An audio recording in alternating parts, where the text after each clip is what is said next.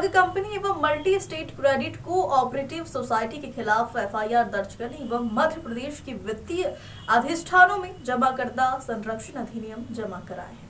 पाबंदी कानून 2019 के तहत ठगी पीड़ितों को भुगतान के दावों को मंजूरी के लिए पीड़ित लोगों ने कलेक्टर को ज्ञापन सौंपा।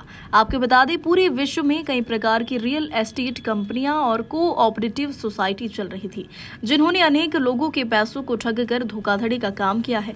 उनके विरुद्ध कड़ी से कड़ी कार्रवाई कर लोगों की जमा पूंजी दिलवाने के लिए, उनकी जमीन और प्रॉपर्टियों को कुर्की करके लोगों का पैसा दिलाने के लिए सरकार से मदद की आस में आज धार कलेक्टर को पीड़ित लोगों ने ज्ञापन के माध्यम से कहा कि इसमें अभिकर्ता का कोई दोष नहीं है। हर कंपनी के पास सरकार की सील लगी हुई अथॉरिटी ऑफ पावर के सर्टिफिकेट मौजूद थे, जिन्हें दिखाकर हम जैसे भोले भाले लोगों के साथ एक कंपनी के कई फर्म बनाकर बारी बारी से लूटा गया है।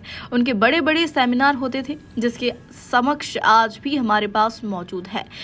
इसमें अभिकर्ता पर या किसी निवेशक पर कई बार दबाव बनाया गया, जिसके कारण कई लोगों ने आत्महत्या कर ली है। ग्लोबल इंडिया टीवी के लिए धार से दिनेश मिनारा की रिपोर्ट। सर, हमारे को कलेक्टर महोदय ने जानकारी दी कि हमारे यहाँ पे सिर्फ एक ऑफिस से जो सीज किया गया है, उसको बेचकर जो भी आएगी राशि, उसमें मतलब कि हम पहले तो संज्ञान में लेंगे उसको और छानबीन करवाएंगे उसकी भी किसने सीज करी है। ये दूसरी बात यह है कि हम अधीक्षक महोदय के पास में गए थे कि भैया जो कार्यकर्ता है, इसमें कार्यकर्ता थे, हजारों आदमी थे, उनकी सुरक्षा के लिए गए थे हम। तो एसपी साहब मिले नहीं हमारे को, एडिशनल एसपी साहब मिले थे।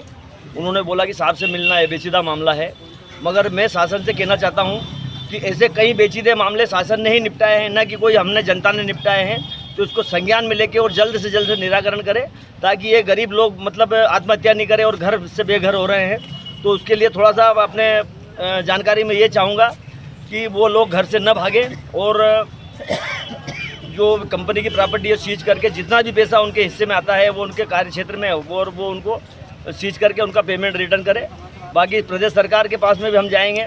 देखिए क्या है कि हमने कलेक्टर साहब को बहुत बार आवेदन दिए, आज भी दिया है, उनसे चर्चा भी हुई। चर्चा में उन्होंने यही बोला है कि ये बर्ड्स एक्ट है, थोड़ा सा मैं इसको समझूं, समझने के बाद इसकी जानकारी दूंगा मैं आपको। आप थोड़ा सा मुझे मिले, पर्सनल तरीके से मैं चर्चा करके बताऊँगा। और एजेंट सुरक्षा के लिए हम एसपी साहब के पास भी गए थे और कलेक्टर साहब से भी निवेदन किया था। तो कलेक्टर साहब ने आश्वासन दिया है, लेकिन उसका सही जवाब हमें नहीं मिला।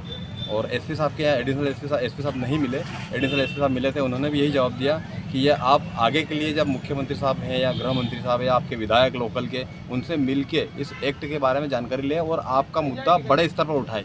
इसके लिए हमने ये जानकारी ली